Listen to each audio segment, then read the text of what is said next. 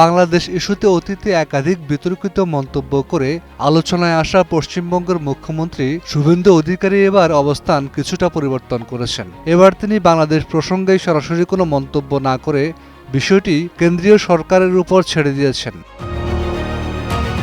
শুক্রবার কলকাতার কাছে নিউ টাউনে এক সংবাদ সম্মেলনে পুশ ইন ইস্যুতে প্রশ্নের মুখে পড়তে হয় তাকে।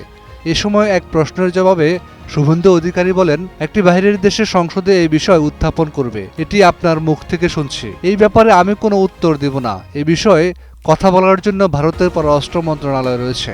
নগদ নিয়ে এলো হার না মানা হার অফার। সর্বনিম্ন 10,000 টাকা রেমিটেন্স নগদে পাঠালে থাকছে স্বর্ণের হার জেতার সুযোগ। এছাড়া বাংলাদেশ সীমান্ত শুধুমাত্র পশ্চিমবঙ্গের সঙ্গে নয়, 5টা রাজ্যের সঙ্গে রয়েছে। এই ব্যাপারে দায়িত্বপূর্ণ কর্তৃপক্ষ হচ্ছে ভারতের পররাষ্ট্র মন্ত্রণালয়। যদি প্রয়োজন হয় তারা মন্তব্য করবেন।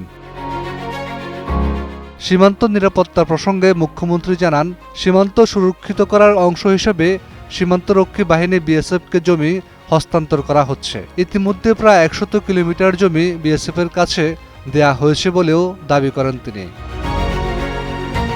তিনি আরও উল্লেখ করেন, উত্তরবঙ্গের চিকেন নেক এলাকায় কাঁটাতারের বেড়া নির্মাণের কাজ চলছে। নির্দিষ্ট সময়ের মধ্যে এই কাজ সম্পূর্ণ করা হবে বলে তিনি আশাবাদ ব্যক্ত করেন। তার ভাষায়, এটি সম্পূর্ণভাবে দেশের নিরাপত্তার বিষয়।